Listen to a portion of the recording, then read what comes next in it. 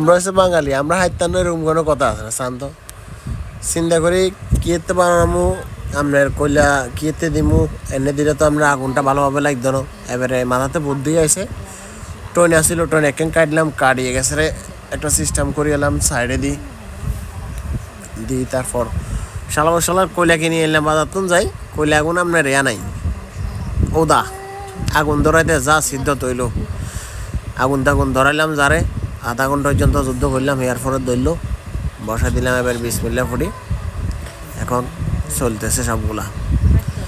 দেখি কতক্ষণ টাইম লাগে, আপনারাও দেখেন কীরকম টেস্ট, বাকিটা আপনারা জানাইয়ে। তারপর আমার বড় ভাই গেছিল নবী হোটেলে নাস্তা করতো, এখান থেকে নবী হোটেল থেকে রুটি আর পরোটা নিয়ে আসছি। নবী হোটেলের খবর তো সবাই জানেন।